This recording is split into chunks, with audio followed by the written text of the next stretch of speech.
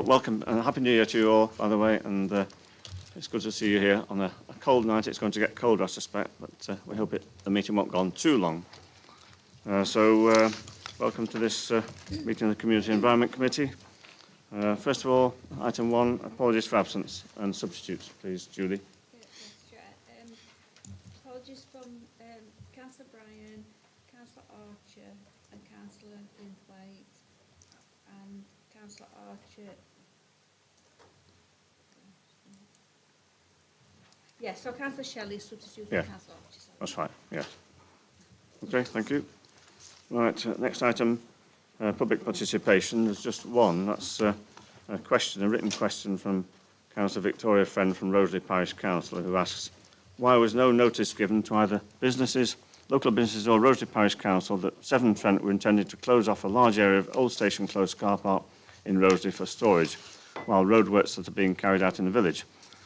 The residents and businesses of Roseley have taken great pains over the last few months to communicate to the Council via 2 consultations that the car park at Old Station Close Roseley is extremely well used every day, so the District Council had to know that this would cause major disruption, yet they said nothing even though they knew weeks in advance.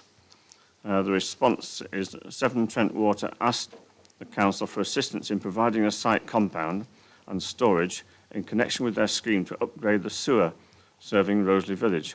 As this scheme is for the benefit of the local community and there's no other suitable land in the vicinity of the scheme, licence terms were agreed with Severn Trent Water for a site compound on the top part of the site to minimise any impact on car parking on the 23rd of December 2024, such that the compound could be in place ahead of works commencement on the 13th of January. We do have regular requests for site compounds in connection with utilities works across the district, most recently in Matlock, and try to assist where we can. Severn Trent Water advised local homes and businesses about the scheme via a letter drop on the 19th of December, and we provided advance notice of the site compound location on the same day via social media. So that's the answer to that question. That's the only bit of public participation. So the next item, item 3, is approval of minutes of two previous meetings actually, on the 29th of October on page 5 and on 21st of November on page 9. So can I have a proposal that either one or both of these sets of minutes can be approved?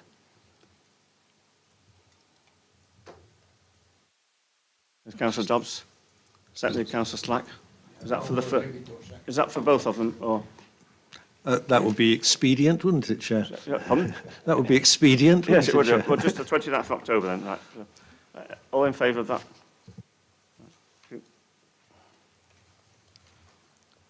Then again on the 21st of November on page 9. Can I have a proposal that those be approved?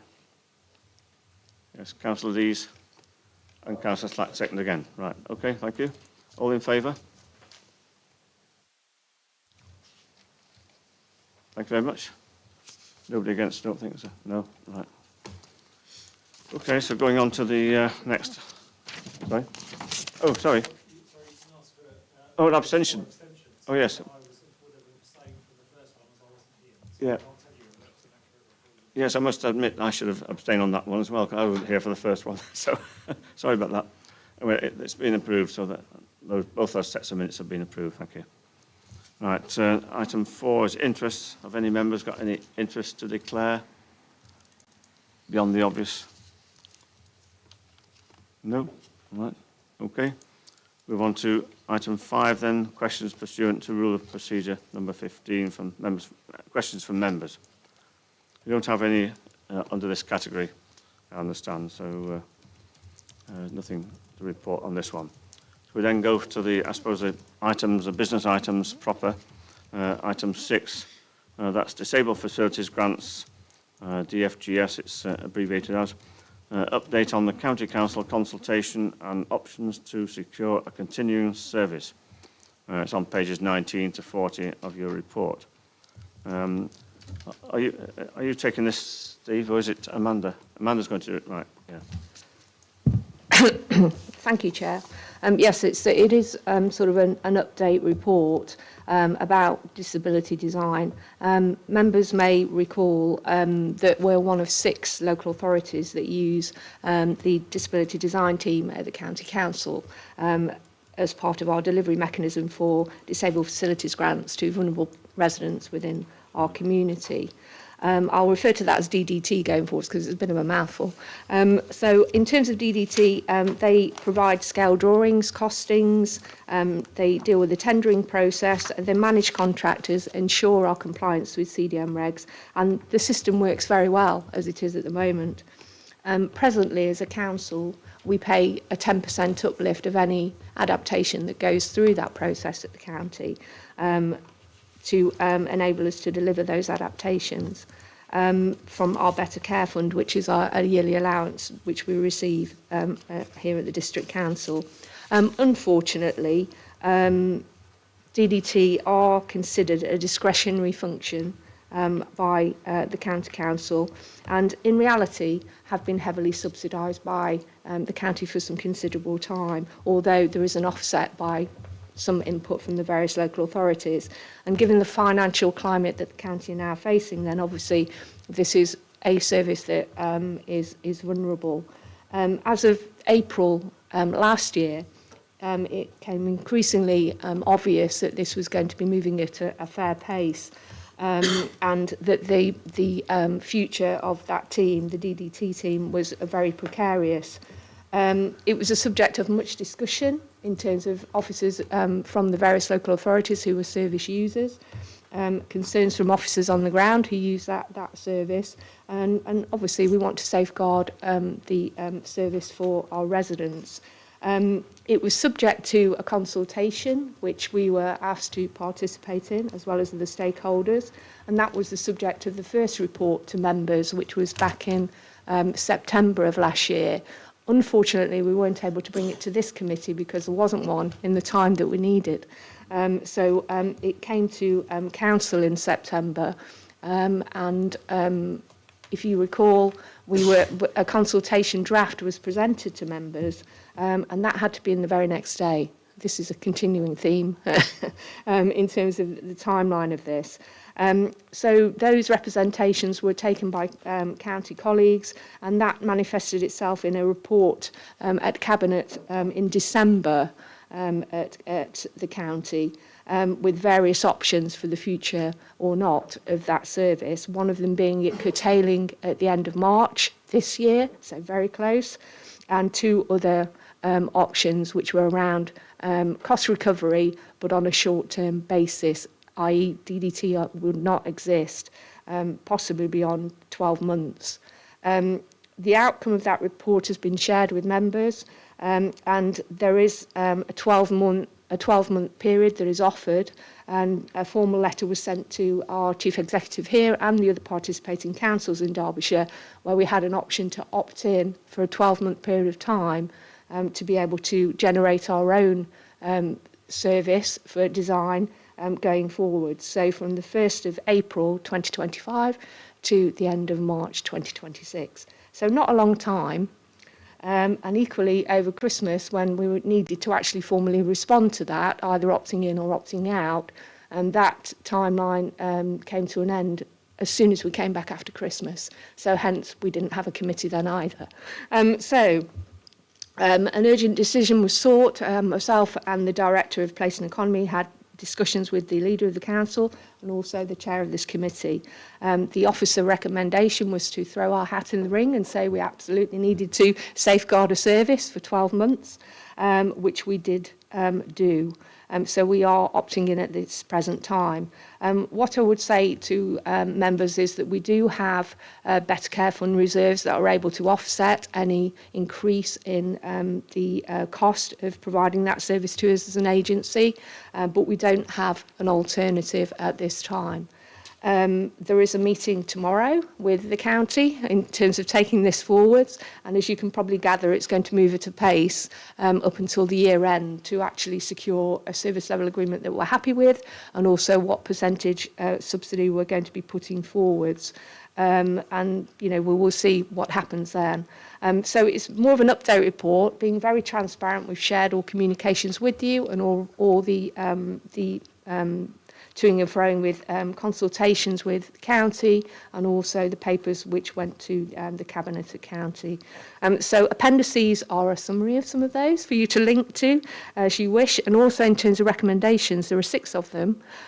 Some of them are to note in terms of the first 3, which are really the twists and turns that this has taken since September in terms of the communications. The urgent decision record is also enclosed for your information at recommendation 3, so it's to actually note the various consultations that have happened, the outcome of the County Council Cabinet, the urgent decision record, and also 4 to 6 are the reality we're facing now in terms of we didn't anticipate this work strand would come to us. It clearly is, in terms of having to find an alternative, but there will be some elements of discussion now around an SLA that we're happy with to kick in on the 1st of April, so that is a piece of work in itself. And also, in parallel to that, what we will be doing as a council to safeguard the service and the users of that service, so there is a seamless transition. That is certainly the ambition of officers, that is the case.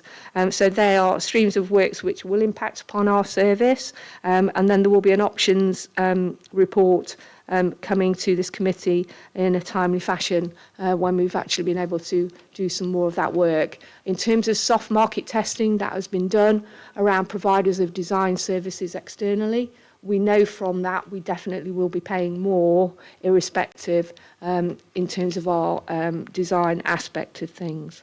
And also the 6th recommendation is really to note discussions to be had between the Director of Place and Economy and also the Director of Housing to explore one aspect of what we do under disabled facilities, which is upwards of 60% of our spend or adaptations from the Better Care Fund goes through social housing sector.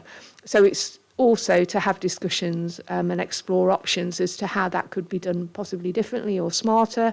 We just need to open that dialogue as well, because we have people that we provide adaptations for more different tenure. So that's just one aspect that is notable within the numbers of adaptations we do in any financial year. So you'll be pleased to know that's all I have to say on it, but I'm happy to take any questions you may have. Yes, thank you, Amanda. Do members have any questions at this stage? Yes, Councillor Dobbs. Just to clarify, administering, it's whether this is talking about discretionary areas. As far as we're concerned, we have to administer this grant. The only discretionary aspect is, at the moment, the county's position that it placed itself in as providing a centralised resource of the expertise. In a unitary authority, am I right in assuming this would all lie in one place? Not necessarily lie in one place, but in terms of the mandatory aspect, yes, it's a mandatory grant that we have to respond to. The county chose to provide a DDT service, and that's manifested itself over many years, and works very well and well received by all the local authorities that use it. But obviously now there is a need to cut the cloth accordingly. But from our perspective, yes, it's a mandatory grant that we have to provide. And irrespective from the county's perspective, not to get into too much detail, but where those grants need top up and the more complex cases that go above our maximum grant of £30,000, the county will still have to procure some kind of design themselves for some of those works, irrespective of them not having anything in-house themselves. So there will be aspects that they will need to look at, but again, that may be something they choose to procure externally. It's really, that is the choice. And also obviously there's more local authorities than 6 in the county, and those local authorities that aren't included in that number get that sort of service elsewhere, so from a private provider.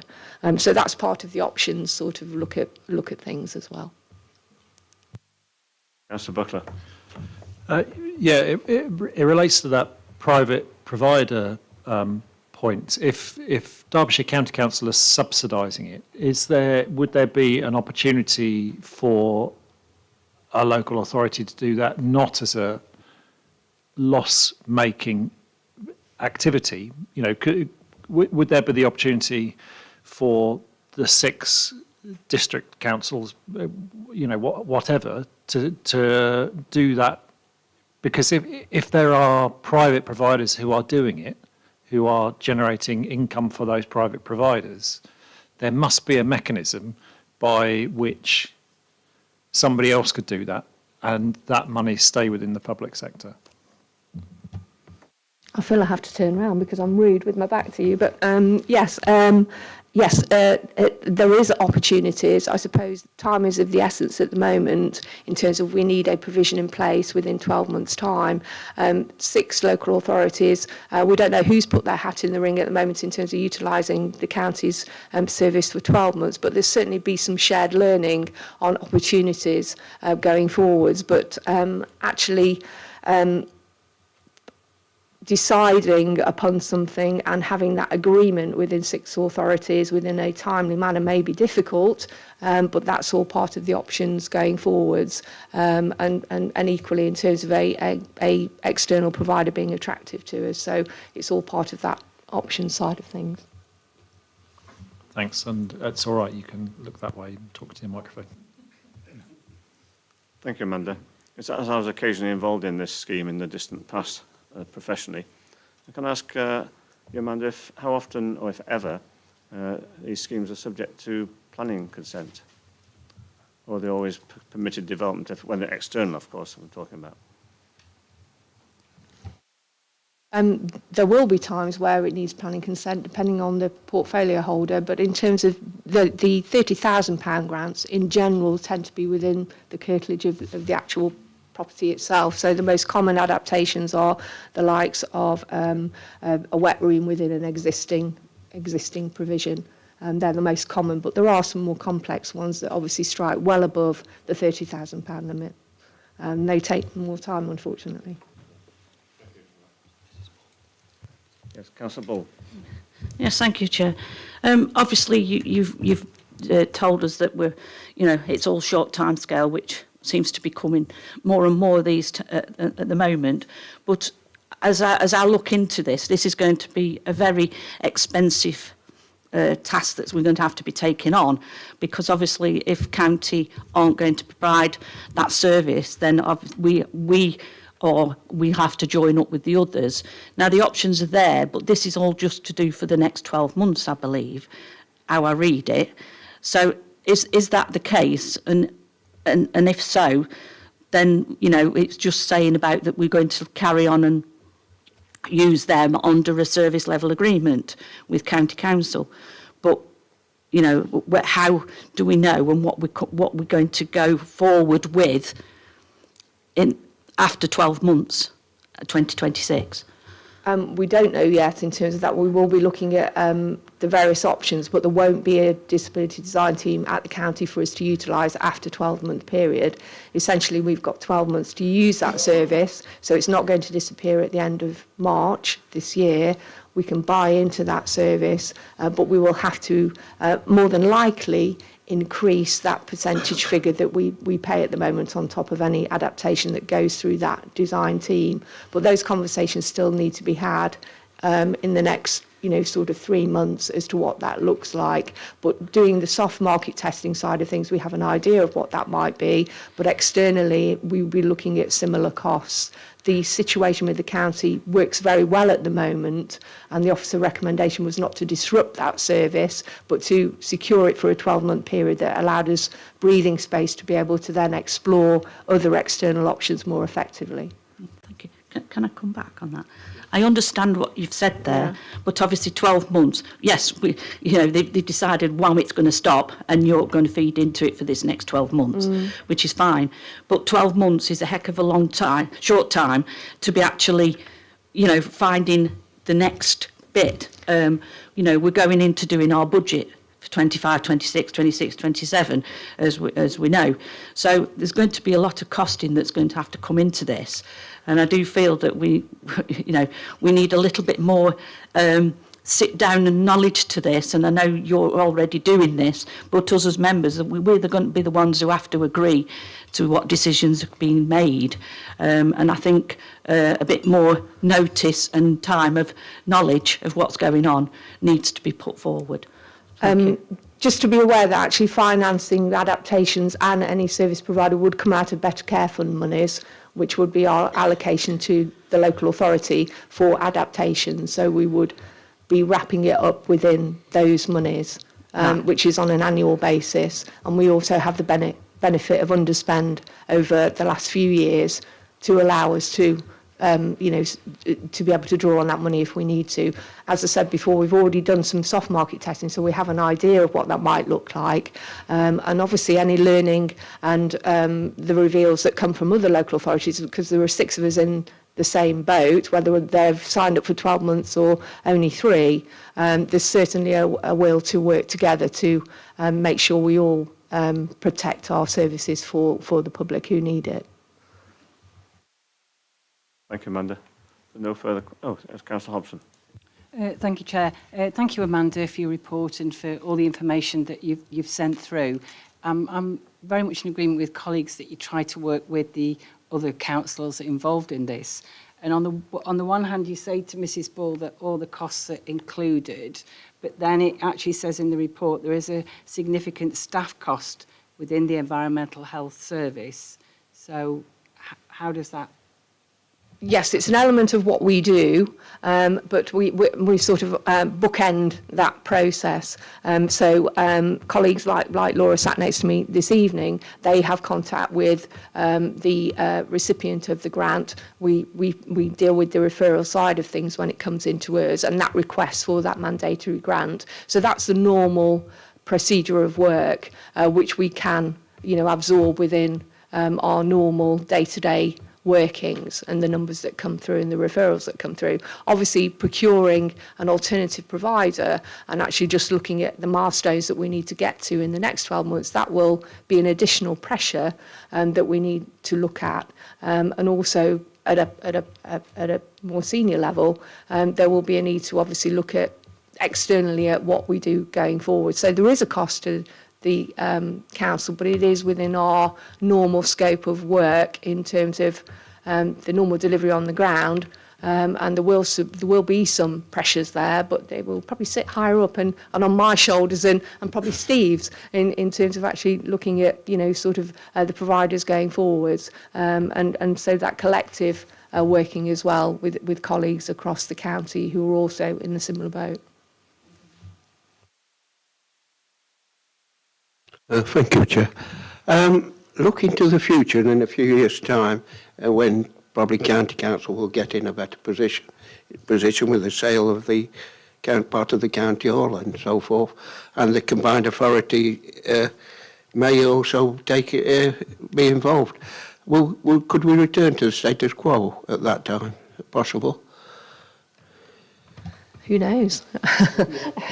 I don't have a crystal ball in terms of that, but I think wherever we can establish collaborative working, we've seen that through the Building Control Partnership, wherever we've got those opportunities, then we'd certainly be at the table for discussion on that. So I don't think I can predict a lot more at the moment on that front.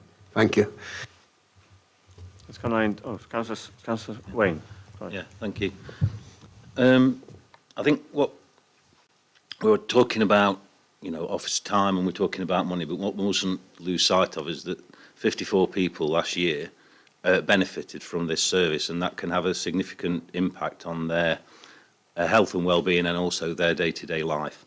So I just feel that I appreciate what you're doing, and I am supportive of the recommendations, but my question is, well, it's more of a statement, I suppose.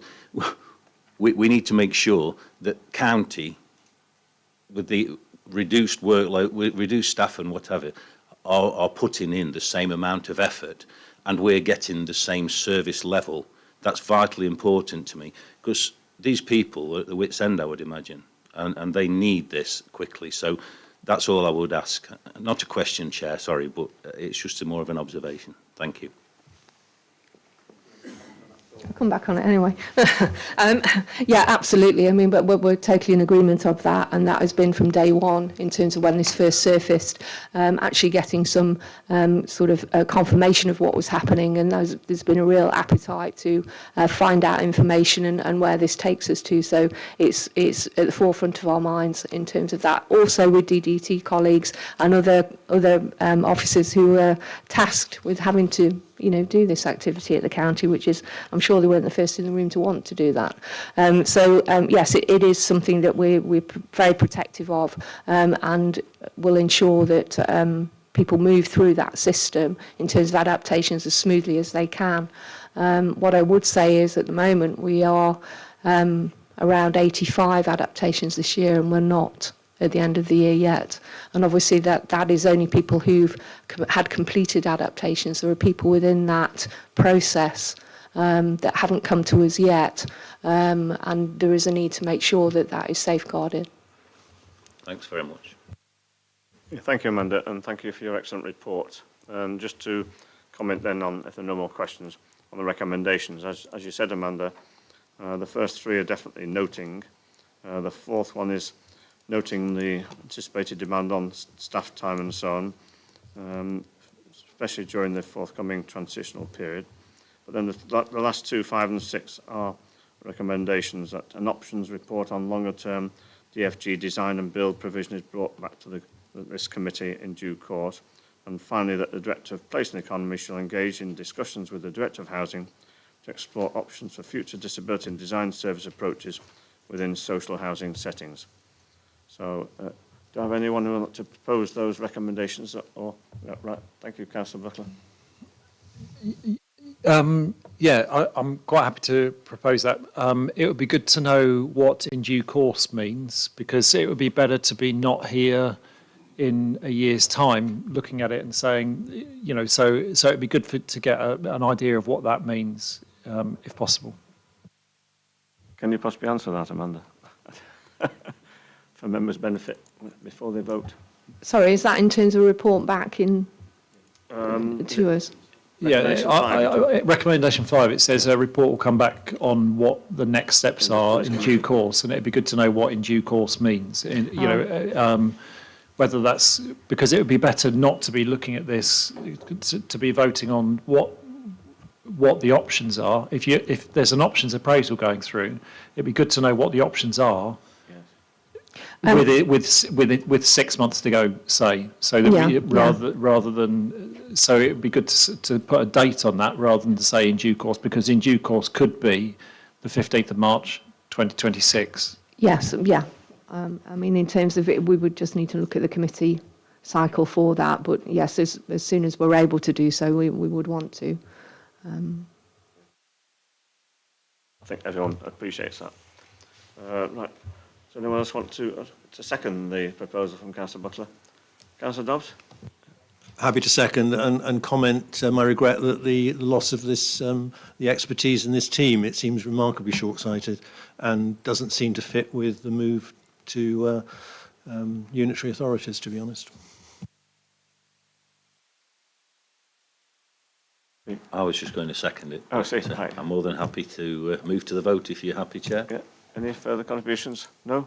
Right, we'll move to vote then. All in favour? Anyone against? Any abstentions? No? Right, that's approved in that case then. Thank you very much. The next item, I'll just find it. Fly tipping, I think that's it, isn't it? Fly tipping. Is that yours, Laura? If you can explain the background to this Thank you, Chair. My report's not quite as complicated as Amanda's. There's only one recommendation as well. Yeah, just a recommendation to up the level of fine for fly tipping fixed penalty notices in line with changes in government legislation that's brought about larger fines that we can use up to £1,000. Thank you, Laura. Can you tell me how many instances of fly tipping were recorded during 2024 in the Derbyshire Dales? How many enforcement notices were issued and how many were paid, please? So there were 10 incidences of fly tipping last year. 3 fixed penalty notices were served, 2 are fully paid and 1 is still ongoing. Could I have supplementary, please, Chair? I'd reported a fly tipping incident at one point, and talking to a member of your team, 10 seems a very small amount when you start looking around the area, and that some of them are not correctly recorded as fly tipping. Would you agree that that is sometimes the case? Yes, and also some that are reported as fly tipping, it turns out to be slightly different as a duty of care of waste, where someone has paid someone to take the waste away, and that's been stuck so that the information or the evidence that we get comes back to that person whose waste it was, so that becomes duty of care. It's the person that's done it who we can't find evidence of, or quite often it's interlocal authority situations where they're doing it advertising on Facebook, social media to come and take your waste away. And other local authorities have got bigger problems, so they might take it on. So it's different incidences as if it is actually fly tipping and there's enough evidence, or if it is a waste duty of care and trade waste and those different incidences.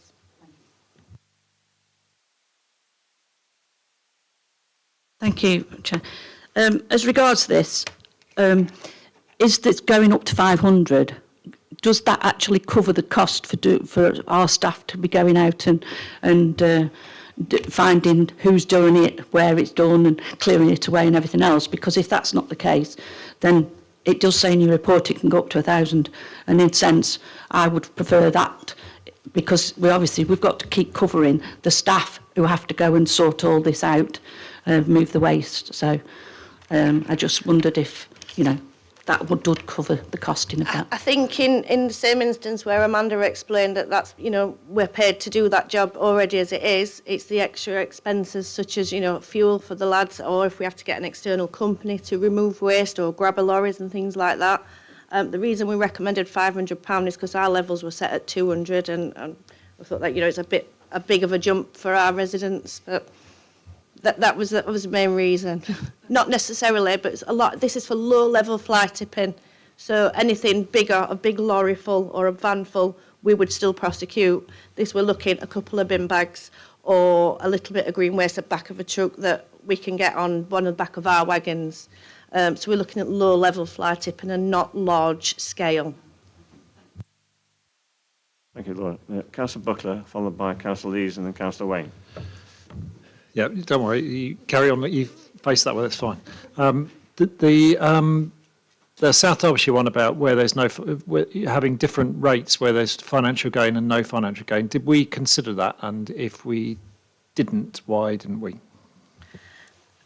I found that a little bit complicated to read how they've brought that to financial, but what I think they mean by that is whether it's trade or domestic or commercial waste. They've just worded it differently. But again, if it was, some have got it also measured as domestic and commercial. I think it would depend on the instance for us to consider that in two different, but trade waste deposits, I think, should still go through our legal team and through the correct channels of courts.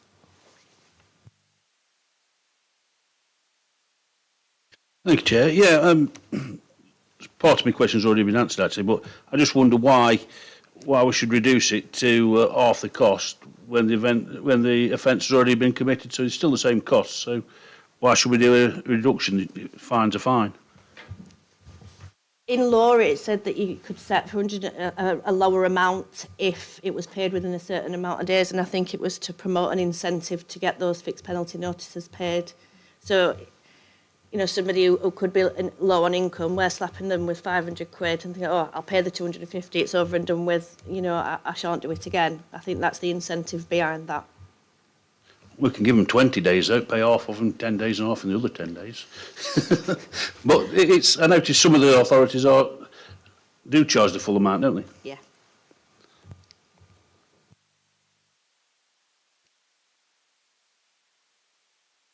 Thank you, Chair.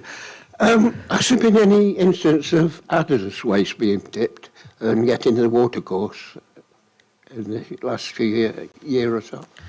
Not that I am aware of, but that would be an instance where the Environment Agency, because it being a watercourse and hazardous waste, they would investigate and take lead on such a thing. Thank you. Now, Councillor Wayne. Right.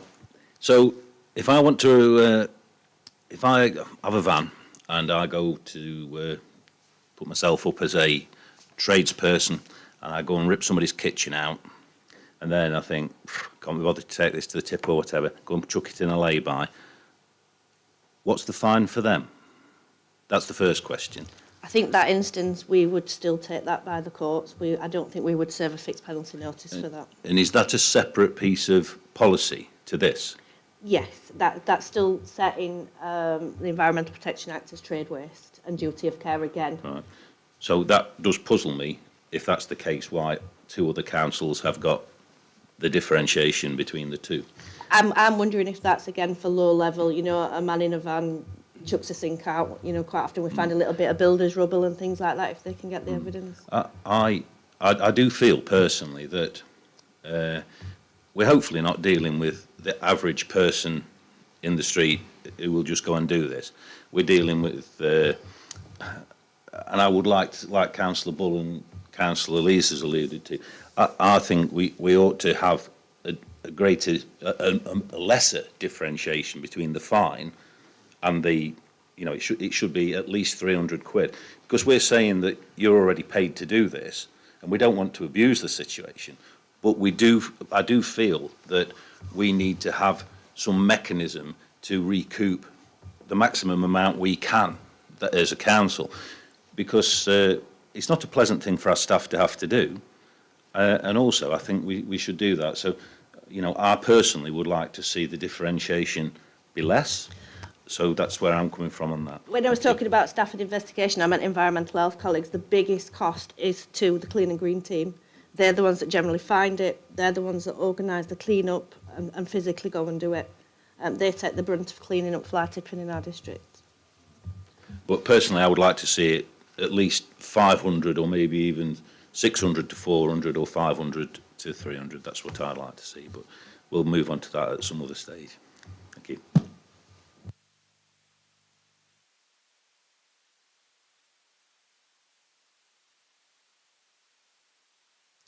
That's that the District Council adopts a fixed penalty of £500 as standard for fly tipping offences, with a discounted level of £250 or whatever anyone might propose otherwise, where payment is made within 10 days.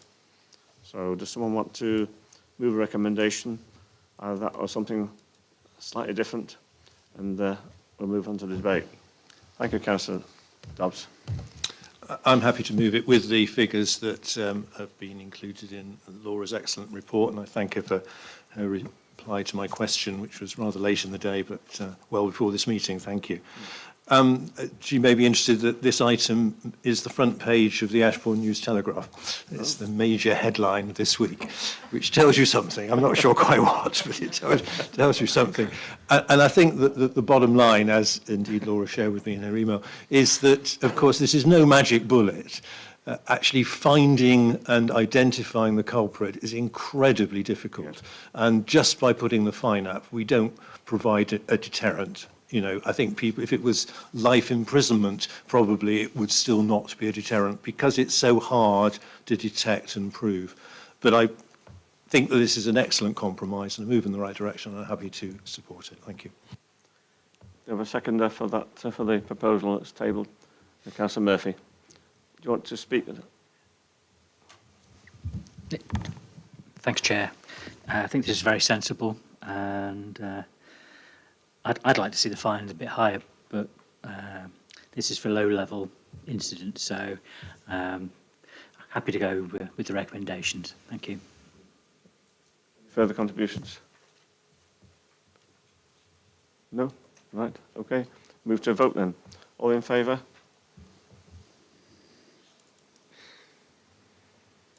Thank you. Nobody against, I don't think, is there? No abstentions? No. Right, thank you. That's carried then. Okay. On to item 8 then, report of the Director of Place and Economy and Gavin Treen, but I think he's not here, so I think Sean is taking that item, or is it going to be? I'll introduce it, Chair, yes, if that's right, okay. And thank you. and then call in Sean when for some of the detail.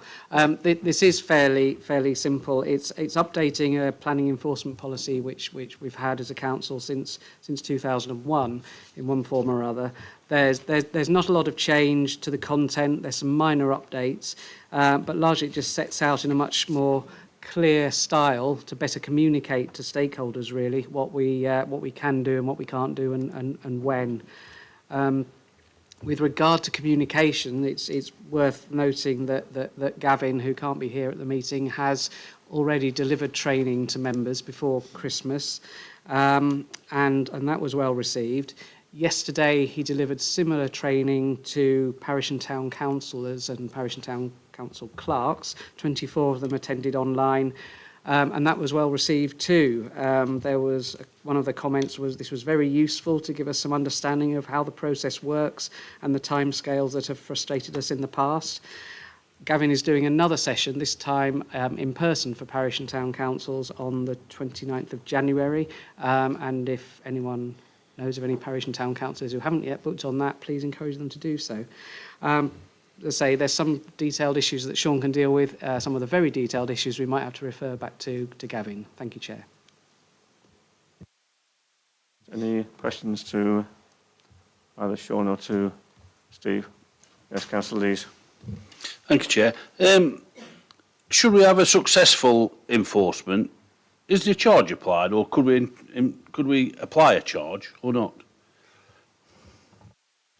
Sorry, do you mean in terms of the prosecution? So Yeah. unlawful. Yeah. And basically, if it was an If unlawful, we take somebody for an enforcement act or whatever they've done, and they're found guilty of that enforcement, can we charge them for it? it depends on what level of what we're investigating. Effectively, I mean, effectively, if we are, I don't know, say for example, there's an untidy building or something of that nature, under Section 215, they've got to tidy it up. If they don't tidy it up, we've got to court and so forth, and there's various charges applied every time we've got to go back if they don't tidy up the land. That's one example. But the bar to actually assess that is quite high. That's Section 215. If it was a I don't know, breach of condition notice, for example, someone's breaching working hours, operating hours, hours of activity element, then the breach of condition notice will be served. And there are elements and penalties all associated with that. So it's fact and degree, Council, that there's elements that can be applied, some that are, some that aren't, but there also is the element in extreme circumstances that will go straight to court if it's an offence under the actual act, if they've carried out an activity that perhaps could put life or limb at risk. So, to answer your question, we can apply a charge, but it's not one standard charge or one size fits all, as it were. It would depend on what it is, the severity of it, and so forth. Yeah, I think quite complicated. And my second question, or part of the question is, should we have consistent offenders of these enforcement issues, which we tend to do have? It seems to be one or two of the same culprits that come up time and time again. Should they be moved up to like priority one of the scale of the different things, or do they just stop where they are? I can see what you're getting at, Councillor.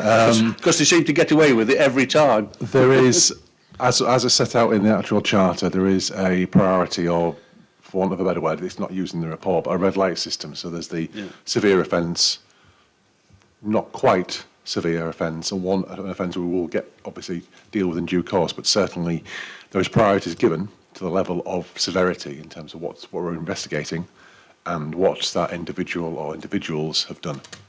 But to answer your question, unfortunately, if there are frequent flyers, for want of a better word, we can't necessarily go to a prosecution straight away unless we've investigated. We've got a duty of care. We've got to go through those steps in order to assess that. Thank you. Thank you, Chair.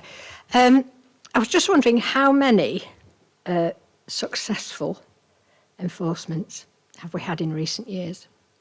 Or let's say in the last 12 months? I do have those figures. Unfortunately, I don't have them with me. There is a report due to go to either the next or the following planning committee after that will highlight where we are in terms of a key performance indicator, the number of cases that we've successfully prosecuted. those that we've investigated, those which we've closed, and any new cases. So I can probably provide that information back to you or any other members if there's once we've actually compiled that in its entirety.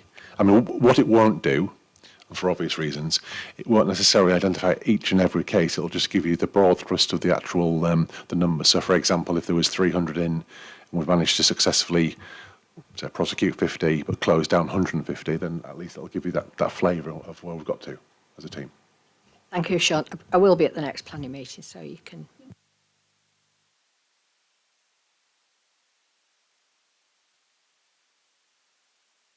Thank you, Chair. Sean, there's quite a lot of variations in enforcement. Sometimes you get a strike where they've got to make an adjustment, so you don't bring enforcement in them issues. But some of the serious ones seem to be the same. I won't mention any names, obviously, but seem to be the same people over and over again, which tries to push the limit. Do you keep a record of the developers, what are good and what are not good? So, just to go back to answer that question, Councillor, I mean, we do keep a record of our enforcement cases in terms of, obviously, each one has its own unique number, where we've got to with that, if it's been prosecuted, if it's been, more often than not, if an offence has occurred, and if that, hypothetically, that individual wasn't aware they've done that, a talking to is sufficient. So obviously we can close down that case quite quickly, and obviously those measures required or steps required to ratify that, correct that, are normally carried out. However, the instance you've given, if there tends to be a individual, a company that frequently does this, then we can't unfortunately pool it, and no authority pulls it under one heading or one banner of a group or an individual. We have to investigate each and every case when it comes in, I'm afraid. Can I just ask a question in relation to persistent offenders then? Basically, they're going straight back to the very, very beginning. But when there are sanctions, why can't their persistence be taken into account then? And is it a national policy, or is it an individual council policy that is preventing us from doing this, please? There's a couple of questions within that question. Effectively, we are bound by the Planning Act and the actual how we can enforce this. And just because if the scenario is we're aware of a company or an individual that repeats doing it on the site or various elements of the site or adjoining sites, unfortunately, we've got to approach each one on those particular elements, those particular those particular elements or the actual facts of the case on those particular ones. And yes, it may well be the same company or sub-company or under the umbrella of one larger company that's the offender or offendees. We have got to, if there's been a successful prosecution on a element or a breach, and if they don't ratify that within the time frame given, then we can go back to the court. If they still don't ratify that, we can go back again, and each time that fine, we have been successful in some of those, every time it does creep up. And obviously, to the degree, and certainly off the top of my head, I'm not aware of any cases, certainly in the most recent history of this, subject to the severity of this. For example, if it is a straightforward act or damage to listed buildings or other elements of that severity, straightforward a criminal offence, I mean, they could be risking a prison sentence or a commuter prison sentence. I mean, that's, I think it was Councillor Slack mentioned it, there are fact and degrees, and there's a wide range of offences we've got to investigate. But unfortunately, we have got to go back to the starting point. What is that offence in that instance, rather than something that's been ratified 6 months ago on the same site, for example. Any further questions? Oh, yes, Councillor Murphy. Sean, how are we well provided for officers to deliver these enforcement duties? Have we got the full quota of officers to do this work?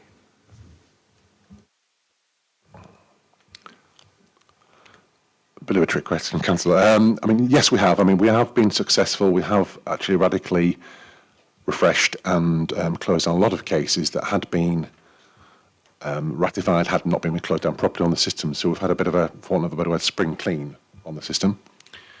That's enabled us to then focus in on the more trickier cases, let's just say, where that had perhaps not gone as far as we would have liked, got to a certain point where we had to make a decision which way to go, what level of prosecution, if it's a prosecution, or what level of fines and so forth. So, in short, yes, we do have, and certainly by bringing in this charter, encouraging members of the public or people that do spot offences to go through the electronic system rather than relying on the old paper files and so forth, that will enable us to be more efficient and more effective if some of those cases, for example, are a drive past and something perhaps hasn't occurred or it's been ratified, we can quickly close down that case. So this will enable us to move forward on that basis. So, in short, yes. Answer to your question, Councillor. Yes, thank you, Sean. Oh, yeah, Councillor Bull. Thank you. I notice on this, obviously, yes, Gavin did put a very good report in, so, and I understand the biggest majority, but on prior to 4, and you actually said about it, this is about conditions applied on planning permission being granted and lights. Well, we know a lot of planning permissions that are given. We have conditions as long as your arm. And to me, the general public are the ones who pick these up. One will be about the time when they can start work or where they store stuff or different things. And it's the members of the public. Now on here, you've actually put subject to resources. Now, to me, is there not a case where we can put a time limit on when we would respond to them? If you're asking members to go on the portal to report these incidents, then if nothing's going to be done, within a certain time, and their knowledge that will be done, then we're going to not get that response of people putting the reports in, because it's like everything else. Oh, we keep saying it and we keep saying it, but nobody does anything about it. So can there be something put in there instead of just subject to resources? Just to come back on that point, Councillor, I mean, that is factually correct what's put down there, subject to resources, but what perhaps isn't overly or obviously clear from the actual priority 4, it's if there's a breach of condition and subject to what that condition is, i.e. if it cuts to the heart of the application, certain things need to be done before they should start work, then that's almost like, I'm not wishing to dodge the question, but it's almost like a self-fulfilling prophecy that if it cuts to the heart of the application, then that's not a lawful start on the application, and then the developer could be at risk of then timing out that application. So the large scheme could simply fall away. So any work they do from then on would be in breach or wouldn't have planning permission. So that is a risk the developer would do. But certainly, in terms of when this is subject to resources, I mean, subject to what the severity is of those conditions. So, for example, if I can give you an example, if there was contaminated land, for example, if there was a requirement that a report submitted, certain land has to be remediated, gardens, areas and so forth, the houses before they start work. If they don't then do that, then following the investigation of that, and this is worst case scenario, but there are test cases on this, it could mean that one or more of those dwellings have to be pulled down because the remediation hasn't been done correctly, or they cannot sell those properties because the solicitors that come to do the conveyancing for the people, the prospective buyers of those sites, will flag that up, and we will have to be honest and true that that hasn't been discharged. Therefore, the development's in breach of that. So, whilst it does say subject to resource, it doesn't mean we won't do it. It just means, unfortunately, we're going to have to triage what those conditions are and what the severity of them are, Councillor. Thank you. I'm wondering if I could ask a question, Sean. I wonder if one useful measure might be for officers to send reminder letters to developers, main developers perhaps, of significant applications, warning them about the need for an enforcement notice if the implementation of agreed conditions are not carried out, as a sort of deterrent, if you like, so that they at least be warned that action will be taken if they don't comply with the appropriate conditions. It's ironic. I mean, he wasn't walking past the office today, was he, by chance? Sorry? He wasn't walking past our office today, by chance, was he, Councillor? No, no. It was a discussion I had Gavin today, that how we can, once this is more once the records are more digitised, and certainly Caroline's team and others have been very, very helpful in carrying out that task, and obviously we digitise a lot of the things on there, so it makes it easier for us to police this. But certainly linking into the building control team and so forth, that we know when a start's been made, what that will enable us to do on the system, and it's something we're working through a template at the moment, will generate a letter that will automatically be fired off to the developer or developers. I know you've started work on the site.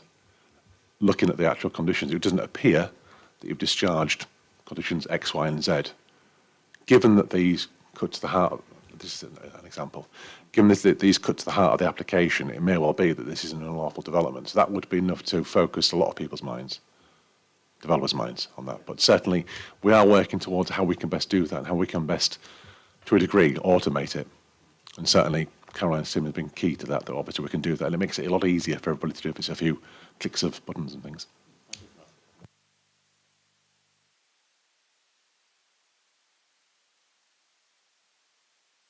Councillor Buckler, is it a question? Yeah, it relates to biodiversity net gain. There are conditions associated with that on sites which are elsewhere. If somebody doesn't discharge the conditions through biodiversity net gain through an offsetting that they're supposed to have done somewhere else, is that covered in this? And how would you know whether they've done that or not?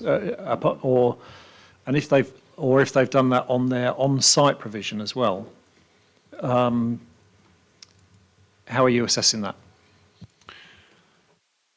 Deal with the last point first. I mean, if it's an on-site requirement that 20% or 20% plus is going to be achieved on the site, that would normally be covered by a condition that that actual management plan is submitted to and agreed prior to commencement work.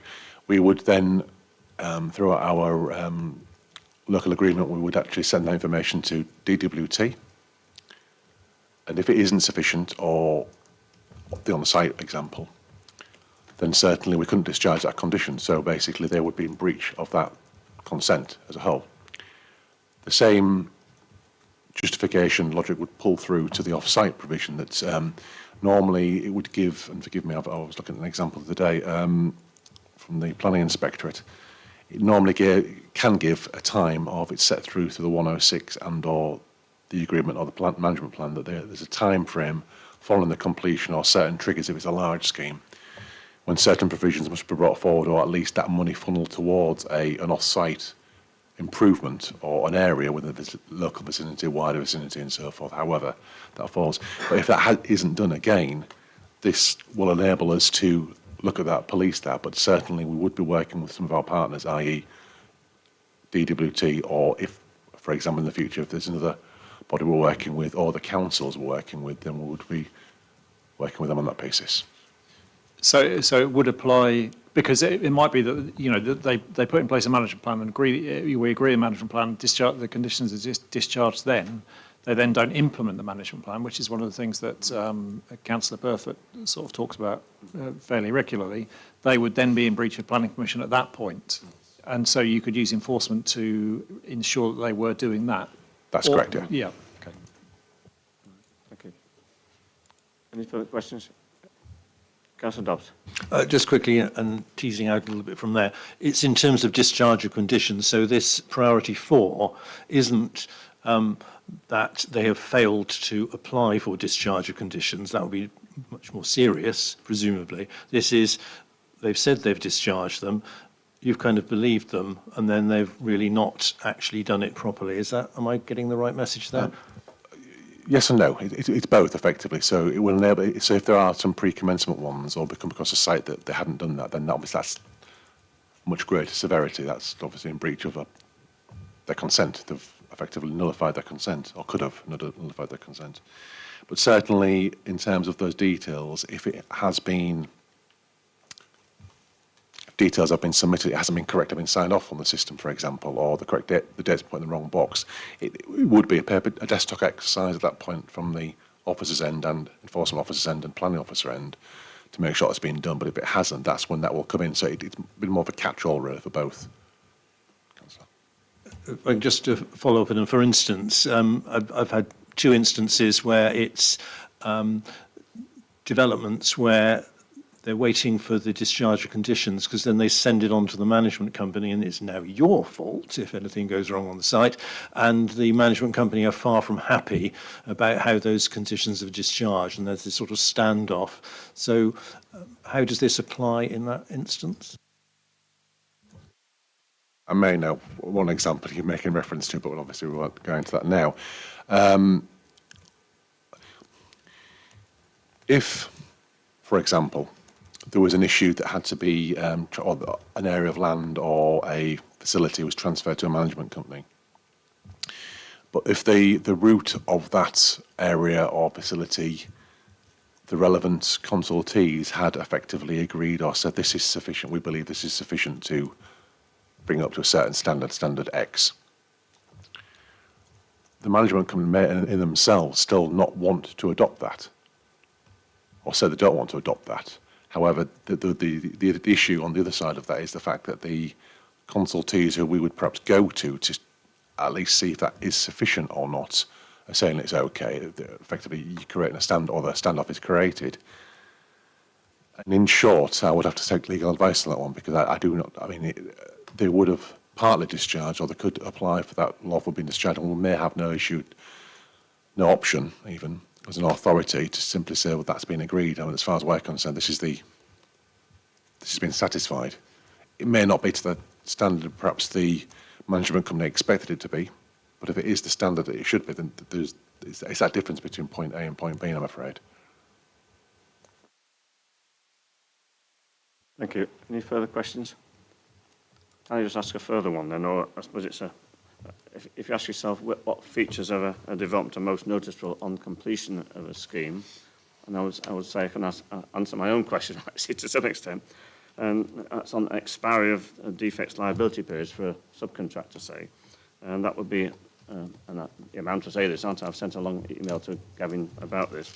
That's landscape features or landscape provision, boundary treatment, for instance, footpath, tree ties and stakes, where often trees die and not replaced during a certain period. And that, as Councillor Dobbs said, it's often a management company that has to pick that up, and they're not necessarily au fait with that particular topic. And of course, somebody has to pay the bill at the end of the day, which is a problem on sites or developments that are going to be managed by a management company. When trees are damaged by mowers, for instance, so the maintenance contract isn't, or the contractors aren't fulfilling the requirements. So is that a problem which can be addressed by an improved enforcement charter or whatever? In short, yes. I mean, the example you gave there about if it's an area of landscaping or a number of features or boundary number of trees, for example, normally tends to be the way in which the condition's worded. There's a period of time in which they must maintain it, and or if anything dies or is damaged, it's repaired. But obviously the clock is ticking from day one once they've completed that landscaping. So if they've completed it, for example, today, so if there's a 5-year maintenance period or whatever, it'll be 5 years from the 16th of January, so 2030, 16th of January, that's the period in which if anything's damaged or dies, that's when they'd have to replace it. Now, if on the 17th of January, one day after that, they all die, unfortunately, that's a worst case scenario, but those scenarios could exist. So we just need to be, this will allow us to be a little bit more efficient and or on it, for want of a better word, to basically ensure that within that period that we can insist and remind developers of their requirements. I think the eyes and ears of members are quite important in that respect, because they do notice these things when developments are completed, and probably residents make complaints to members as well. So anyway, thanks very much for answering all these awkward questions, and thank you members for asking them. So no more questions. Can we move on to a debate now? If someone would like to move the 2 recommendations that the Planning Enforcement Charter Appendix 1 is adopted as the District Council's local enforcement plan, and secondly, that any minor amendments be agreed with myself as chair of this committee. Propose it. Yeah, it looks like a very good document, and Gavin has been like a breath of fresh air. The training that we had the other day was really informative, and I think it, sort of motivated us to go out and look at our streets.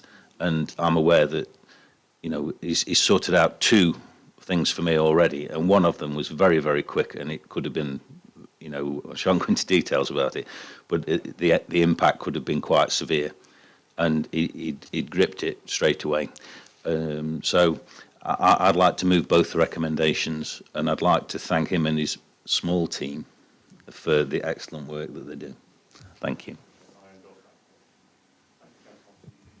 Yes, thank you. I'd like to second the report and echo what Councillor Wayne said. The training was absolutely excellent. I'm delighted that it's gone out to parish and town councils. I know certainly one of my parish councils was at the training last night, and if this publicity could go out for the ones that have missed it, you know, for the 29th, that'd be great.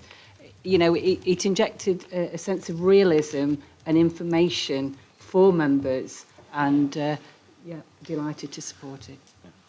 Thank you. Chair, can I just come back on one thing, please? You said about the eyes and ears of the councillors, which is very important. But what's even more important is the eyes and ears of members of the public.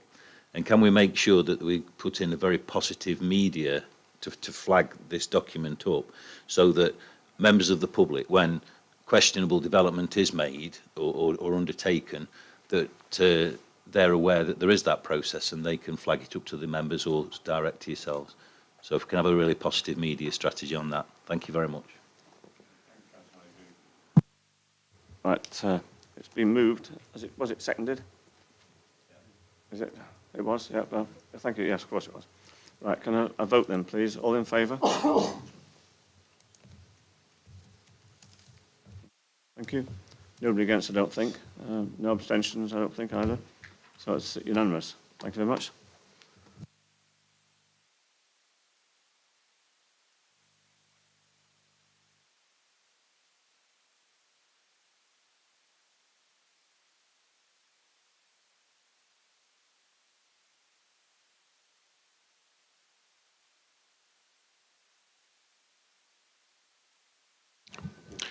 Yes, thank you, Chair. Just to draw members' attention, a number of you were here on the 21st of November when the validation checklist came in front of members for information and ratification. The suggestion at that point for it to go out for a 6-week consultation period. That's now closed. It closed 2 days ago on the 14th.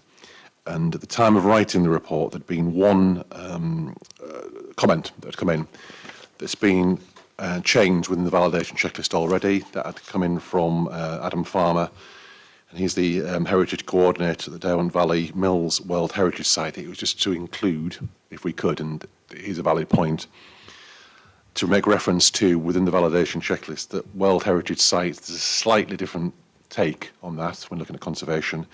In the UNESCO toolkit can be used, or people can refer to that on the website and use that when preparing their heritage statements and assessments. So that's flagged up within the validation checklist that if it is a World Heritage Site, that there is that extra layer, as it were, that just needs to be looked at, needs to be considered when preparing that document.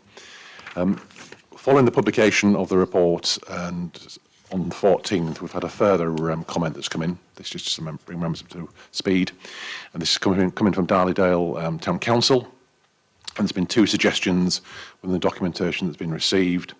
The first one was both suggestions that a table of information of requirements should be included within the annex. So effectively, it's more of a tabular format. The way in which it's been set out is intentional in the fact that not all developments are going to need to cover all the points within the validation checklist. So certain ones will only come to certain things, but the way in which it flows into certain headings, a member of the public or anybody acting on their behalf can follow those points and just check off effectively what they need to do to make their application valid. So whilst a bespoke table may be a little bit easier or slightly easier to follow, the slight risk of that is if you do that and something's missed off in that table, then it could lead to complications further down the line. So my proposal for that is for it to remain as it is, and in the format that it is in front of members this evening, following the actual consultation. The second point that was raised, well, second suggestion, sorry, was that the Town Council noted that there's inadequate provision within the Darley-Dale and the surrounding area, immediate surrounding area, for new grit bins that come forward on the back of new development. In terms of the requirement for the grit bins and so forth and that type of thing, we would normally, as a district council, we would normally await that type of comment or request from the county council in their capacity as the highway authority. So if further grit bins or elements are required, that is something that they would normally flag up. Now, we haven't had that of late or recently, but were we to include that within the validation checklist for developments within Darley-Dale, it's difficult to know where we would draw the line in terms of what level of development. Would a two-story extension require it? Would a single dwelling require it? Or would it be multiples of tens of multiples of dwellings that would require that grit element, so grit bin? My suggestion on the back of this would be that effectively we would potentially seek advice, or officers would seek advice from the county council on that if a large-scale development came in on an incline or in a particularly uneven area, if that was required, and we would normally anticipate that information to come forward from the county council. So on the back of that, my suggestion would be not to include that within the validation checklist. And there was just one further point, and again, apologies members that I didn't include in the first draft. One thing that was omitted from this, which I should need to draw members' attention to, was a requirement for the relevant scales of plans.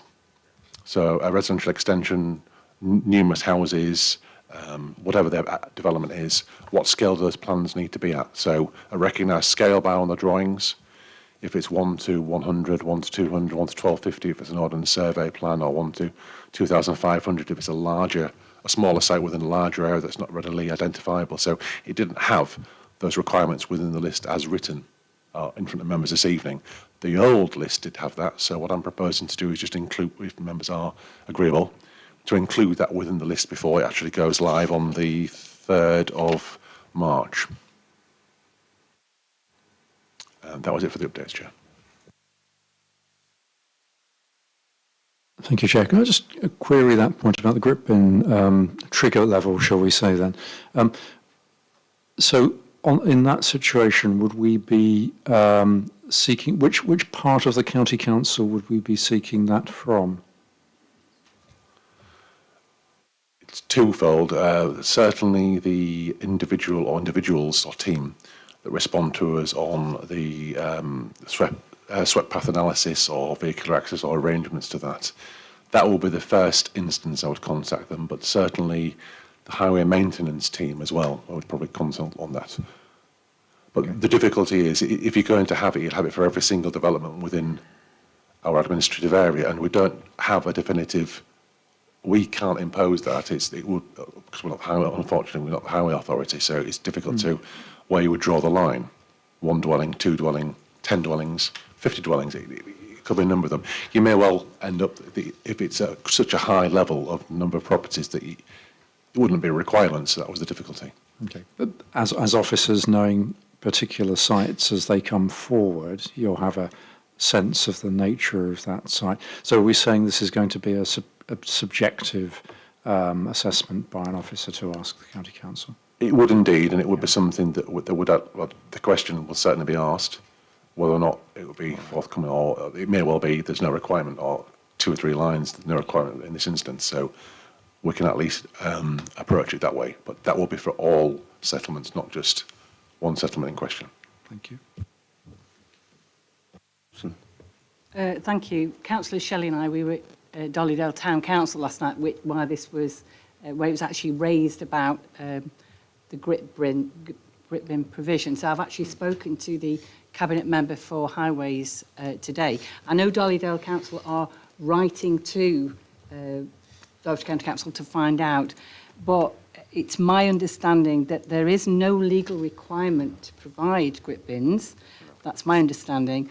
And any new ones have to be bought and maintained by the parish and town council, and that's been policy for many years. As I say, that was just a brief message to me this morning, and I do need clarification of that for everybody. Thank you. And also by local groups of residents as well. We've often been told that where there's the missing or absence of a grit bin, residents can pool together resources and buy a grit bin and even buy the grit to fill it. And that's another bone of contention, actually, whether the county council gritting lorries should fill or refill grit bins on a regular basis when they're in the area, or whether it's outside their responsibility because it's not on the bus routes, it's not an area where they do carry out gritting. So it's always been a problem area, that, and there's no proper or understandable solution or interpretation of the rules and regulations. But I think it's going back to, if you like, the validation checklist. I think it's probably preferable for, and I hope you agree, for a developer to provide a grit bin initially when a development's being built, rather than leaving it to local authorities afterwards to be requested to provide it when they probably won't be willing to do so, haven't got the funds for it. So. If I can just come back on that point and some of the points that have been raised. I mean, I think what is quite keen is, or what is quite essential, and most of you have picked up, well, all of you have picked it up within the report, is it does mention the fact that the validation checklist will be visited regularly or revisited regularly every 2 years and updated, because as the government requirements change weekly, daily, we can then, at least at that point, refresh it and move it forward. But certainly it is the updated version as we stand. Certainly it will enable ourselves as an authority to ensure that the developments are ticking all the boxes that we need to, and certainly hopefully enable a much swifter, clearer consideration of the proposal.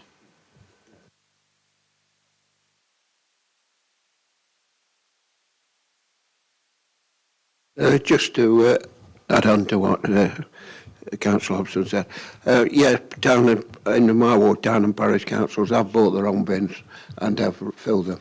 So it's a common thing to parish councils and town councils to, if they find a very bad spot, to do it themselves. Thank you. Wayne. It seems a long time ago since the 21st of November, but I'm sure I raised a point that one of my favourite new words, cumulative. And basically, there's a mention of a cumulative air quality assessment, but there's nothing in there about cumulative impacts for surface water and issues. And I'm sure I flagged it up at that meeting. I'm sure I mentioned it. I could be fabricating that, but I thought I did, because it's vitally important, particularly, you mentioned about places on hills. You can't go and plan, you can't go and put 85 houses in one location and assess just that in isolation, then go and put another 80 houses in isolation. You've got to have some form of cumulative impact assessment to know what the impacts are on those areas. And I think that's vitally important. You've got the sequential tests, you've got all those things in, but I'm sure I mentioned about it. And thanks, Dermot, for I'm not going mad. Thank you. Sorry, yes, through you, Chair. Yes, you did, Councillor Wayne. Apologies. It's something we can put in there, certainly, and I'm not suggesting we don't, but there's going to have to be a trigger for large, or we'll probably have to draw a line of large-scale developments. So, for example, those that are major developments, as the government defines it now, so 10 or more dwellings, that they need to have certainly, we won't know, I mean, they could entitle a document cumulative impact drainage assessment. It could tell us nothing. We would then have to consult the LLFA or whoever else on it. Unfortunately, we don't have those expertise in how to look at that, but certainly it can be a requirement that they will have to take account of, or should certainly take account of what the cumulative impact would be on consented developments within the area. Yeah. I think that would be beneficial, because I think to urge them to do those sorts of things might be beneficial in the future. Thank you very much.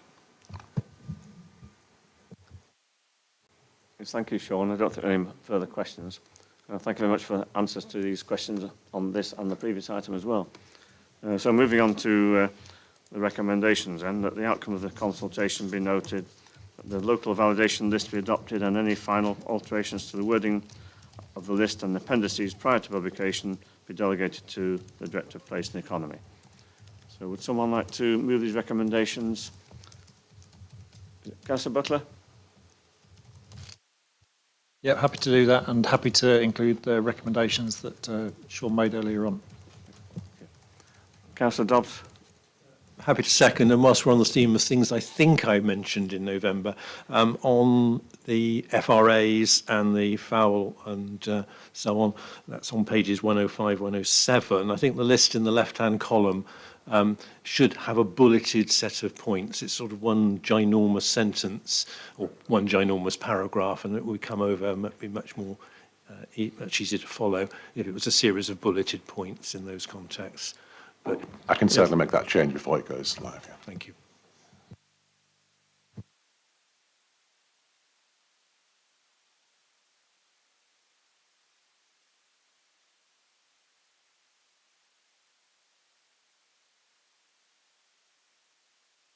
Yeah. Councillor Slack? Oh, you don't want to speak? Oh, you're right, yeah. Very good, thank you. Yeah, right, okay. Thanks for that reminder. No contributions to the debate, so we move to a vote in that case then. All in favour? I think that's it, everybody. Thank you. No abstentions or votes against, I don't think, no. Right, it's unanimous again then. Thank you very much, and thank you, Sean, for your efforts tonight. You can go now if you like. Right. Well, we move on then to the next item, which is now bringing in Simon, I think. The household support. I can find the right page. The household support fund round 6. We've heard quite a few of these before, of course, so we're very familiar with them.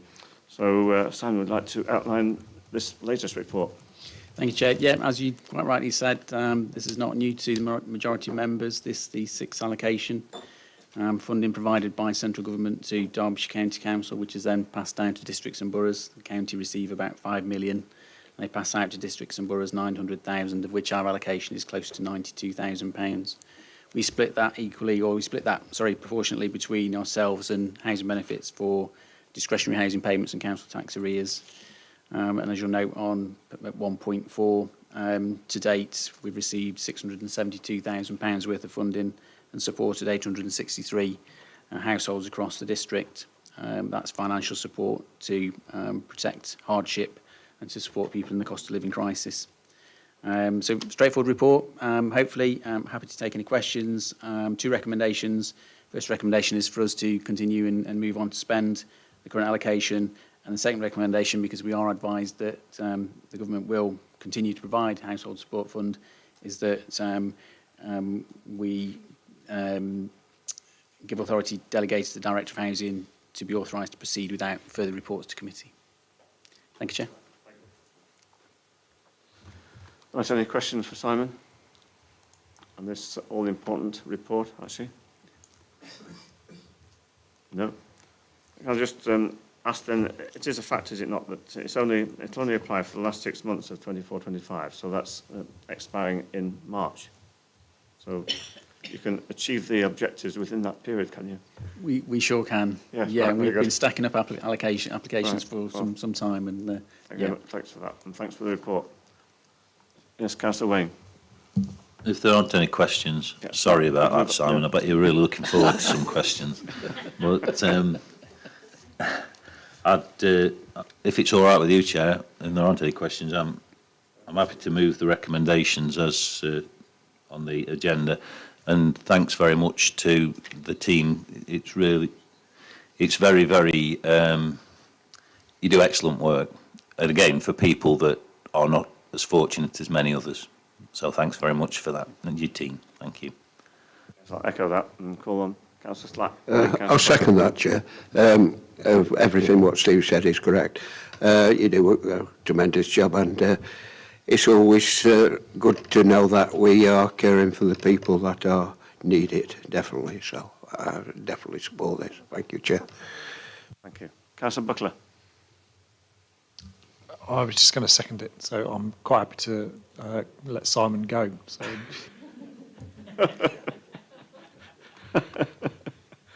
Right. No further contributions? Right. Oh, Councillor Ball. Oh, I'd just like to echo everybody else's situation and I fully support all this.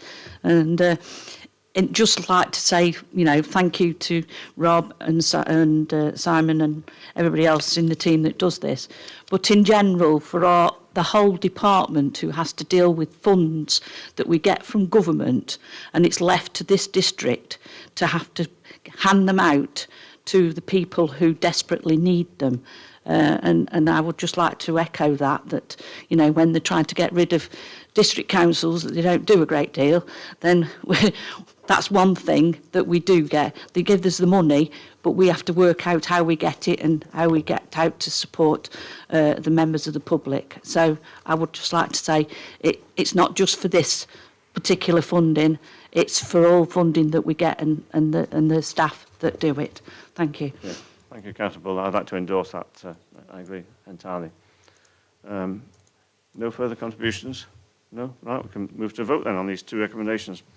Approval be given to the delivery of round 6 of the Household Support Fund as set out in the report, and that should further Household Support Fund allocations be made, that authority be delegated to the Director of Housing to be authorised to proceed without further reports to this committee. Okay, all in favour? Right, thank you. Nobody against, I don't think. It's another unanimous vote. Very successful, thank you. And thank you, Simon, for your excellent report and all the good work that you do. You can go now if you want.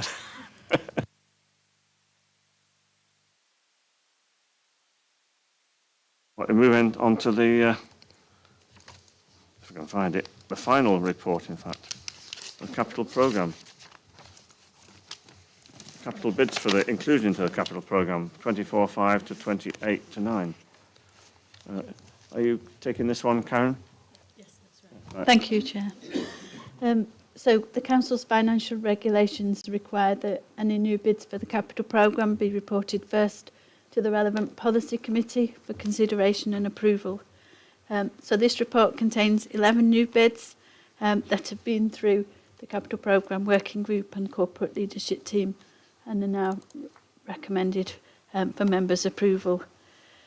Bids approved by this committee will be taken to the council meeting on the 30th of January for approval to be included in the revised capital programme. There are sufficient internal resources, grants or Section 106 contributions that are available to finance these new bids, and council will consider the overall liabilities for any bids approved by this committee and forwarded to them. Thank you. Thank you, Karen.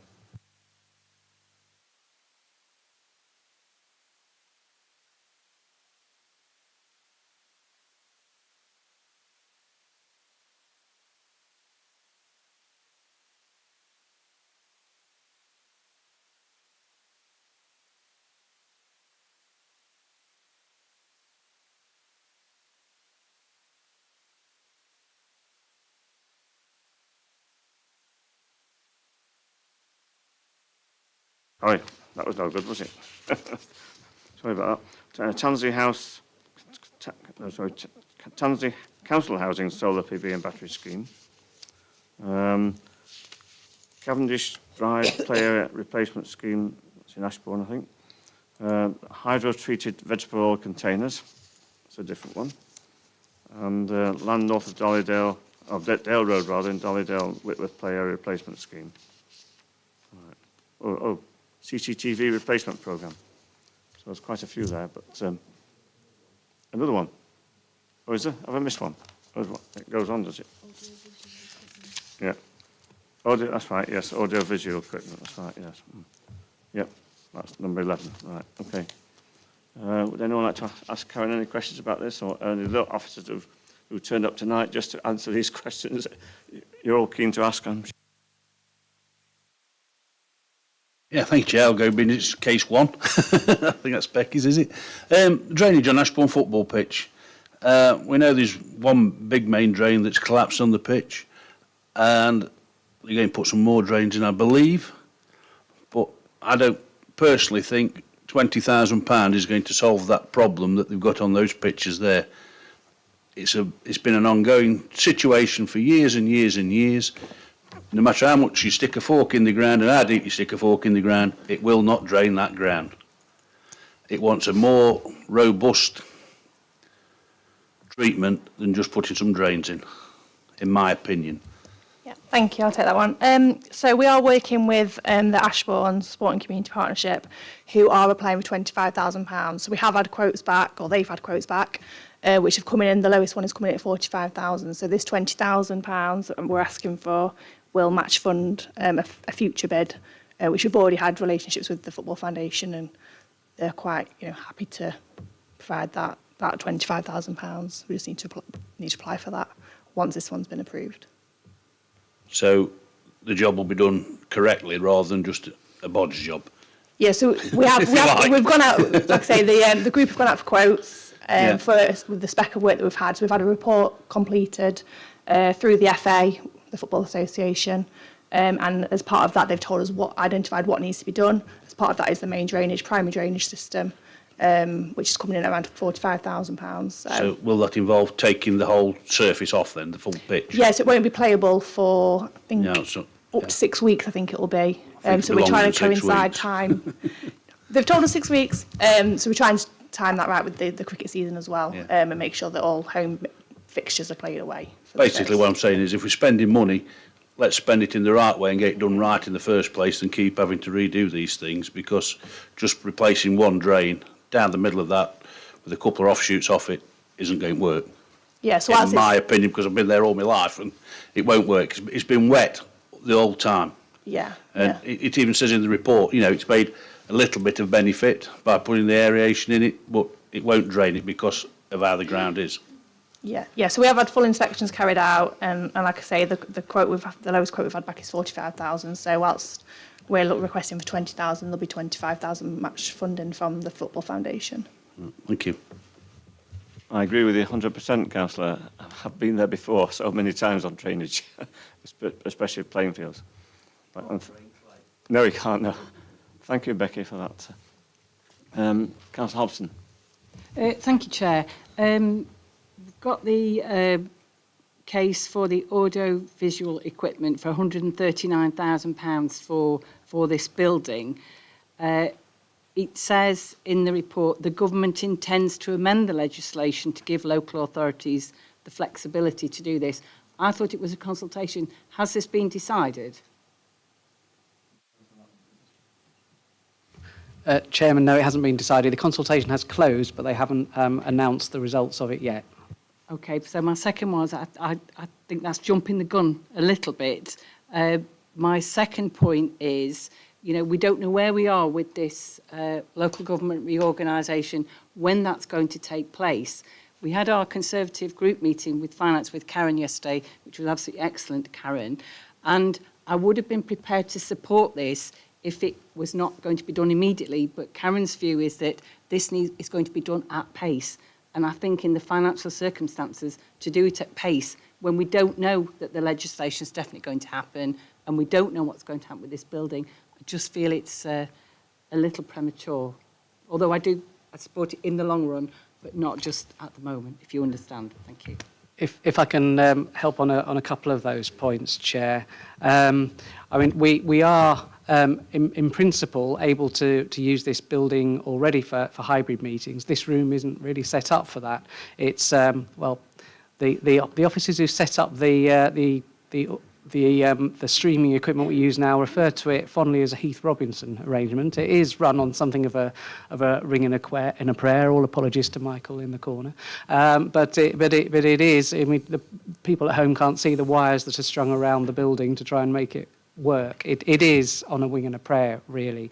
So there is a need now for that, and we would be able to do more hybrid meetings now, not just formal counting meetings, but other hybrid meetings as well.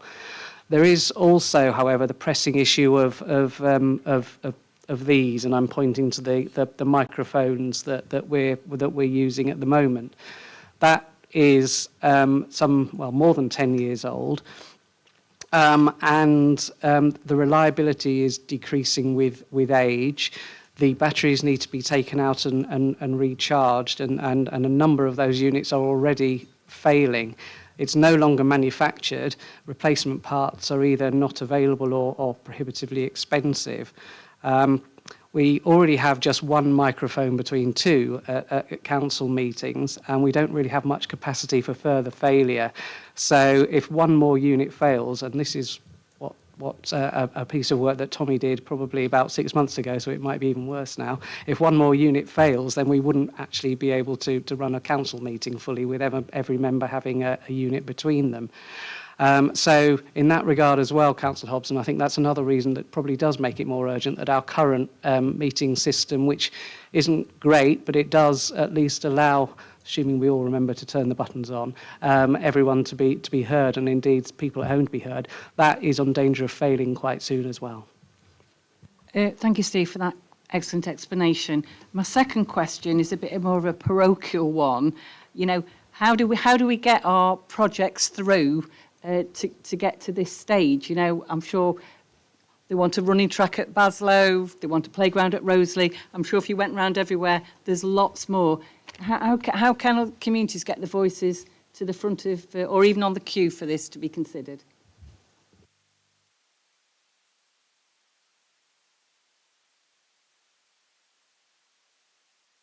I'll answer it, Chair.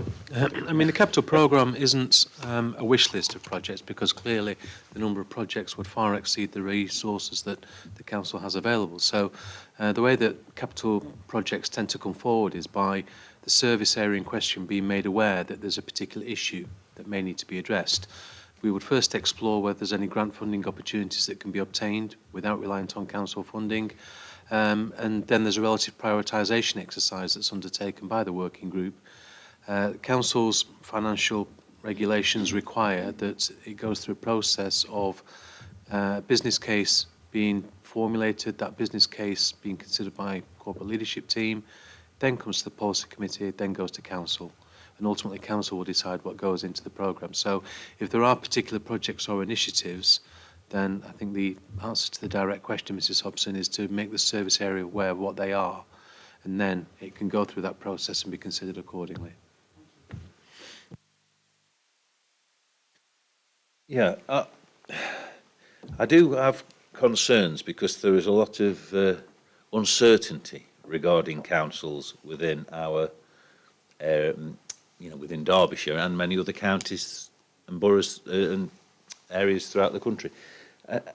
And I just think that do we actually have a process where we assess the necessity of spending £139,000 on new equipment here that might only be used for a year if this build isn't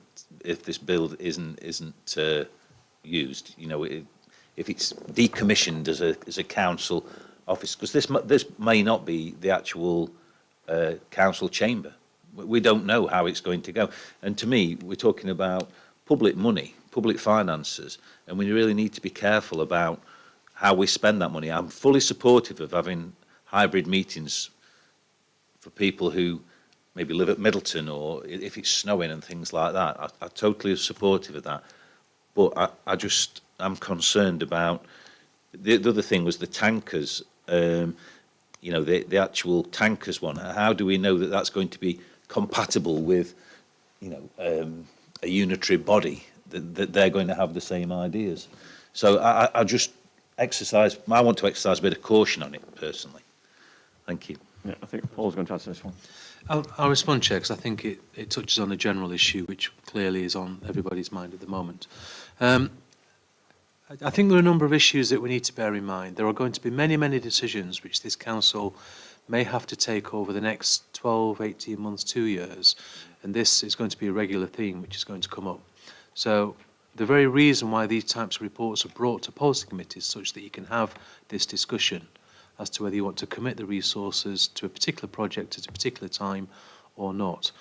I think in terms of the local government reorganisation issue, it's still relatively early days.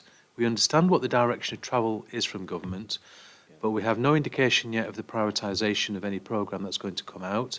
We don't know what this authority's role within that programme is going to be. And we need to bear in mind that whatever alternative structures may come about, even the government itself has said that they won't come into effect until at the earliest April 27. And then there may be a further round of reorganisation in April 28. So there is still 2 years of business that this council is going to be responsible for. And there are also opportunities for this council to make investment decisions in capital infrastructure or whatever it may be.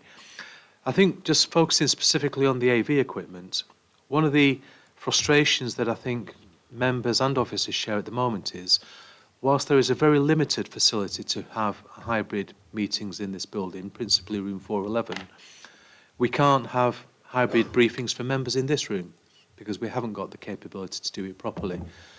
Given that this equipment is transportable, and given what Steve said about the microphones starting to fail, I think one way in which members perhaps should approach it is whether you actually want to have that opportunity to have those types of briefings hybrid, because we get many, many requests, but we can't accommodate them in a meaningful way.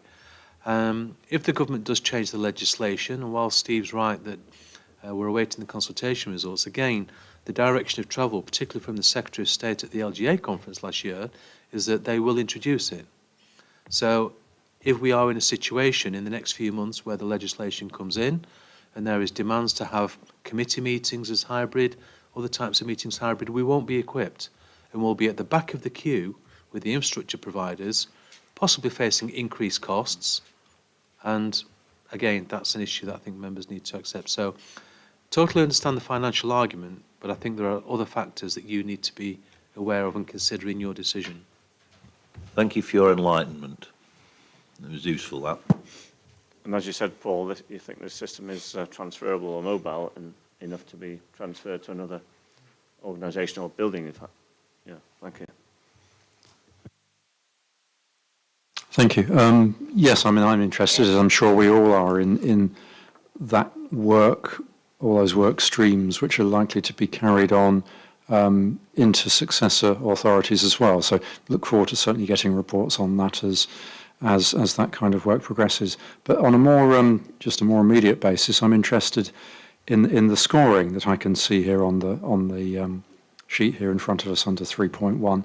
I'm not sure I've ever seen an indication as to how those kind of scores are built up. And it might be quite instructive for members, not necessarily for a meeting, but just even a two-side briefing sheet to explain, because it looks from that point of view that I'm assuming the higher weighting is the more significant one, that somebody has certainly made a very, very strong case for the audio-visual equipment. It comes out as the highest score. Shall I take that, Chair? Yes, thank you. Yes, there is a template that people fill in with various factors, whether it's a legal requirement, whether there's a health and safety issue and so on. I can certainly send you the template. Yes, thank you. Obviously, this is going on with the similar thing of the audiovisual. I can understand what Steve said about the equipment is failing and the likes, and we've got to keep going, and the uncertainty of what is and what isn't and all the rest. I agree on that side of it as well. And if it can be made where this is for the benefit of us to have briefing meetings, because obviously we have asked in the past about being put more in advance of knowing what's going on prior to coming to meetings, then I can understand that idea. But as regards it actually coming into being a process to say that we're going to start having full hybrid council meetings, I don't quite agree. I think there's a lot of difficulty on that. It's one decision to be made. I think for briefings and information that we need to get across to members is fine, but I don't believe that we should be focusing this on to making hybrid council meetings, because we have the issue, how do you know what people are doing whilst they're sat behind a desk in their own home? they're off out going to the toilet, they're off out having a sandwich or anything else. When you're actually in a meeting in a room, if you actually do leave for whatever reason, you're not allowed to participate in the particular item that we're doing. How do you know that that will be happening? So as regards the need for new equipment, yes, but as regards trying to say that we need it in there for proper meetings, then I don't agree whatsoever. Thank you, Chair. Councillor Slack. Thank you, Chair. Just coming back to the wish list of different projects, etc. In my ward, I've got to emphasise this, in my ward, nearly all the football grounds, the sports fields, the cricket pitches and even gardens are maintained by the trustees and volunteers. And we don't really get too much money from the district council for my ward. We have to go out and get money from Sport England and different organisations. I think it's a little unfair, really, to my people, the volunteers and trustees who run these projects in my ward. I think they should be able to get some funding for different projects from the district council. It's an issue what's been neglected for many years, and I think should be addressed to be the residents of the Derbyshire Dales just as much as anywhere else. So I do believe that my ward is being neglected at sometimes. If that's a question, Councillor, would anyone like to answer it? Sorry, it's a question and a statement. All right, okay, thank you. Any further questions then? So we've got recommendation here. That the 11 proposed capital bids for the years 25-26 to 29-30, summarised in the report and detailed in Appendix 1, be approved by this committee and recommended to Council for inclusion in the capital programme. Would someone like to propose this as a recommendation, this recommendation for approval? Councillor Butler. Yeah, I'm very happy to propose that. Seconder, Councillor Dobbs. Happy to do that. And if I can make a comment whilst I'm speaking, as it were, I think it might be useful to sort of tease out the various fragments of the AV upgrade. I don't think it has to be all done at once. I mean, we're very, very conscious of the problem with the data projectors. In fact, we can't really read them. You know, that if that was addressed as the greatest priority, etc., and you go down to battery life in these things and so on, then that might be helpful to see a sort of a sequence. And I think tying it to hybrid meetings is not absolutely obligatory. I think, you know, there's a hierarchy of need, and if that could be addressed, that would be useful. Chair, just for helpfulness, the data projection was one of the key drivers of it, and one of the problems we have with the current system is that it's ceiling mounted, so it costs £3,665 a year to service these out of date bits of equipment, whereas buying new large screen televisions to mount on the wall would be much more successful. The microphones, I think, are also essential. Once you've done that, the cost of the hybrid meeting technology on top is a relatively small proportion of it. So, happy for members to do it in a phased way if they wish, but essentially the hybrid meeting bit of it is the relatively small part of the cost. Thank you, Chair. Any further questions or points? No, so. We'll move to a vote in that case then. It's been proposed and seconded, so all in favour of the recommendation?